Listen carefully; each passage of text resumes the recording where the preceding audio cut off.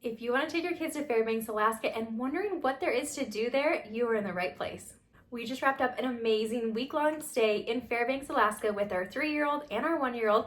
And today I want to share with you some tips and tricks along with destination ideas within the Fairbanks area of things that we did that we personally loved. Now, to start off, obviously the best airport to get to is the Fairbanks Airport. It will drop you right there next to downtown, which is really convenient, especially when you're traveling with little ones and they don't want to drive a long distance to the hotel from the airport. Speaking of the hotel that we chose to stay at as a family is the Best Western Plus Fairbanks Pioneer Inn. It was only about a 15-minute drive from the airport, so that was very convenient. Like many US Best Westerns, they had the complimentary breakfast, and if you're traveling with kids, you know how critical that is because they always seem to wake up so hungry. We also really enjoyed the pool on site, and they also had a coffee and hot chocolate machine in the lobby that was open 24/7, so we definitely got our fill of hot chocolates while we were there. The rooms were nice, and we definitely recommend staying here if you're traveling as a family to Fairbanks. Now let's dive into some of the things that we did while in Fairbanks. The first thing that we loved was going to Pioneer Park. We actually went here the very first thing after we got off the airplane just to get our energy out, let the kids stretch their legs, and it was the perfect spot. Of course, they had the playgrounds there. They had one that was geared towards older kids and then another one that was geared towards younger kids.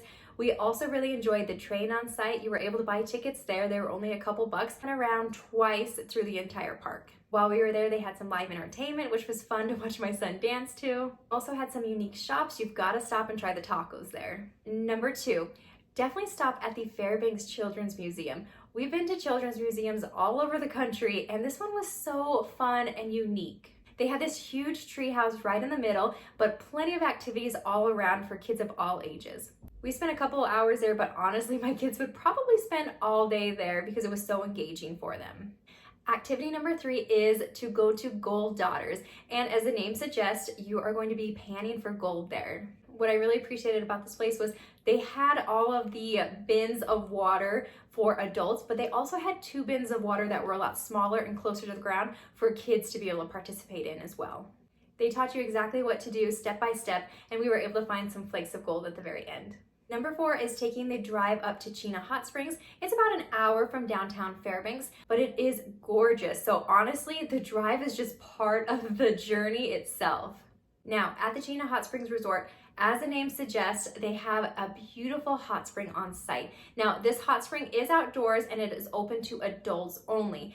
But if you have kids, they also have an indoor pool and indoor hot tubs as well that the kids can enjoy. So my husband and I took turns going back and forth to enjoy the hot springs, and then the other parent would play with the kids in the pool. Also on site at Chena Hot Springs is they do offer dog cart tours, and this isn't just during the winter as most people would assume, but you can also do it during the summer as well. The ironic part was we went there and signed up for a dog cart tour, but it ended up being too toasty for the dogs by the afternoon, and so we weren't able to go, but they do typically offer these during their cooler summer days. I would just suggest booking a morning tour to ensure that you're able to get on.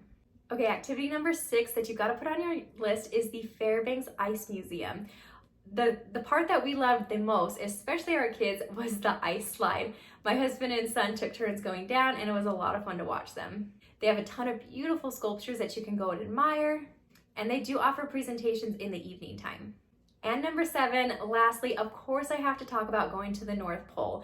Now, the North Pole is a city only about 20 minutes from Fairbanks, so it's a very short drive to get there. And here they have designed Santa's Village, and it is so cool. So inside of this huge gift shop, you will find Santa there. Just check their website before you go to make sure the hours are aligned. And Santa's there, they can meet the kids. They actually will do a personalized video message as well that you can take home with you on your phones. They have plenty of sweet treats and hot drinks there that you can purchase. There's even a place where you can mail postcards from the North Pole with a specialty stamp. Now, just outside of the gift shop, you will find this Reindeer Academy. It's only a couple bucks to go in, and I highly recommend it. You're able to go in and learn about the reindeers and also pet them and feed them, and it was just a lot of fun being able to interact with them. If your kids are shorter than their nose level, you'll have to pick them up during the time that you're in the kennels with them.